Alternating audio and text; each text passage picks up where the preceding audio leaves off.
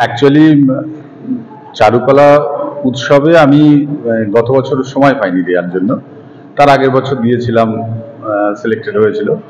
এবারও এত busy schedule চলছে, হঠাৎ পাঠিয়ে দিয়েছিলাম, মানে আমার অ্যাসিস্ট্যান্টই আমাকে বললো যে বেরিয়ে যাচ্ছে, তো সিলেক্ট হয়ে বাড়িতে চিঠি আসলো। তো আমি শুরু তো হয়েছে 3 দিন আগে উৎসবটা, আজকে আমি সময় পেলাম দেখতে আসা। তো এটা হলো কেবার্ডের উপর একটা ছবি। আমার কেবার্ডের উপর তো আপনার এখানেই হয়েছে, আপনারাও ছিলেন, দেখেছেন। তো এই ছবিটা এবং এই রকম সিরিজের ছবিগুলো আমি তখন দিইনি, তখন একটু অন্য রকমের দিয়েছিলাম। তো এটা তখনই সিলেক্ট হয়েছিল। তো আমি এটাকে পরে অন্য জায়গায় দেবো বলে ভেবেছি, কিন্তু এখনো মানে যে জায়গাগুলোতে দেবো তারা এখনো মানে ডিক্লেয়ার করেনি রেজাল্ট। মানে যেমন ললিত কলাতে পাঠানো হয়েছে, তো চারুকলাতে দিয়ে ওটা সিলেক্ট হয়ে গেল। এটা আলাদা নতুন ভাবে সিলেক্ট করার জন্য নয়, জায়গাটা পুরো অন্ধকার ছিল। এটা অজন্তা ইলোরা কেভ, পুরো অন্ধকার ছিল। অনেকক্ষণ সময় নিয়ে ছবিটাকে নিতে হয়েছে, কারণ কেভের মধ্যে জেনারেলি কোনো আলো থাকে না, দিনের আলোতেই দেখা হয়, কিন্তু এই জায়গাটা আরো এতটাই অন্ধকার ছিল। এটা নিতে অনেকটা সময় এবং অনেকটা ধৈর্য লেগেছে।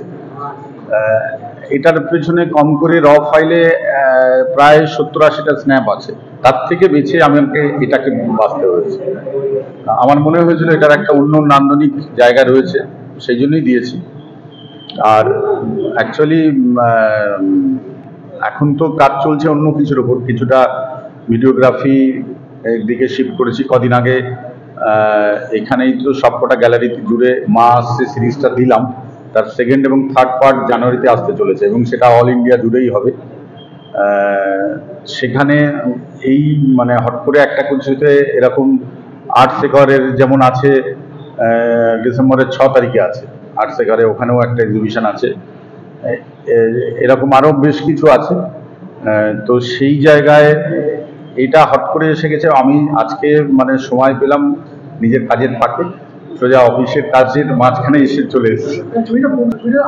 তখন বিকেল 3:30 হবে, 3টে 3:30। আমি 12টা নাগাদ ঢুকেছি, সবগুলো কভার করে যখন এই কেপটায় ঢুকলাম তখন 3টে 3:30 বেজে গেছে, এবং বেরিয়েছি প্রায় 4:15-20। হ্যাঁ, ইলোরা না, অজন্তা। না না না, এটা ইলোরাই ছিল, এটা ইলোরা, অজন্তা না। 3:30টার সময় তার জন্য আমি একটুখানি সময়টাকে ডিলে করেছি, কারণ রোদের চড়া আলোর রিফ্লেক্টেড লাইট ঢুকছিল, সেটা যখন নেমে গেল তার ফলে এইরকম একটা সুন্দর পরিবেশ তৈরি হলো।